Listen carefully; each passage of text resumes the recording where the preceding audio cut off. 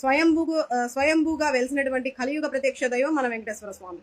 మనటువంటి శ్రీవారి విషయంలో మీరు ఎందుకు ఇలా ఆరోపణలు చేస్తున్నారో ఆ భగవంతుడికే తెలియాలి. ఆరోపణలని నిజాలు చేయాలని ప్రయత్నించడంలో చాలా మంది ప్రయత్నిస్తూ చాలా విధాలుగా ప్రయత్నాలు చేస్తూ ఉన్నారు. కానీ ప్రజలు నమ్మేది, కొంతమంది నమ్మచ్చేమో, ప్రజలు నమ్మేది నిజమైన సాక్ష్యాధారాలతో నిరూపించగలిగితేనే. మీరు ఏవైతే చెప్పారో, ఏవైతే ఆరోపణలు ఉన్నాయో, ట్యాంకర్లు వచ్చాయి అని చెప్పారో ఆ ట్యాంకర్లు ఆల్రెడీ వెళ్ళిపోయి పంపించేశారు. ఇంకొకటి, మీ హయాంలో 2014 నుంచి 2019 వరకు మీ హయాంలో వేరే డైరీ వాళ్ళు, అంటే దాని పేరు కాదు, 14 సార్లు మీరు రిజెక్ట్ చేయడం జరిగిందని చెప్పారు. మరి అదే గత ప్రభుత్వంలో 2019 నుంచి 2024లో 18 సార్లు దాన్ని ఏవైతే టెస్టులు చేస్తారో ఆ రిపోర్ట్ ఏదైతే వస్తుందో దానికి సంబంధించి కల్తీ జరిగిందని చెప్పేసి మీరు 14 సార్లు పంపిస్తే మీ హయాంలో, వైఎస్ఆర్సీపీ హయాంలో 18 సార్లు దాన్ని రిజెక్ట్ చేసి వెనక్కి పంపించడం జరిగింది.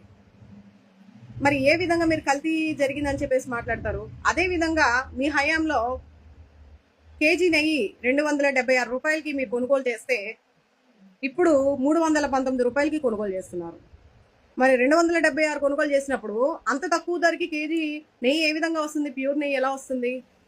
మరి 319కి ఎలా వస్తుందని మీరు ప్రశ్నిస్తున్నారు కదా. మరి మీరు కొనుగోలు చేసిన ధర ఎంత? 276 రూపాయలు. సో దీన్ని బట్టి జూను, జూలై మీరు అధికారంలోకి వచ్చిన తర్వాతే ఆ రిపోర్ట్లను తీసుకోవడం జరిగింది, దాని గురించి మాట్లాడడం జరిగింది, దాన్ని వాడకుండా వెనక్కి పంపించడం కూడా జరిగింది. మరి ఎక్కడ కల్తీ జరిగినట్టు, ఎక్కడ అపవిత్రం జరిగినట్టు, ప్రజలందరినీ ఎందుకు రెచ్చగొడుతున్నారు?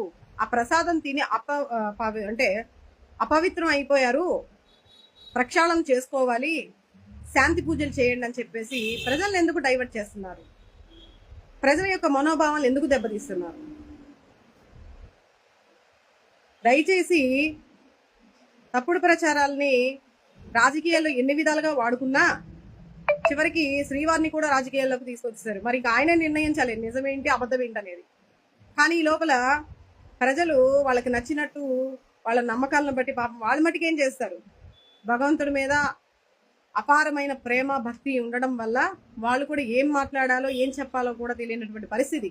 మరి ఇదే అదునుగా చూసుకొని కొంతమంది నాయకులు మత కల్లోలాలు సృష్టిస్తూ ఉన్నారు, స్వామీజీల్ని పిలిపిస్తున్నారు, స్వామీజీల చేత ధర్నాలు పెట్టిస్తున్నారు, చాలా మందిని హైందవ ధర్మాన్ని తీసుకొస్తున్నారు. ఇందులో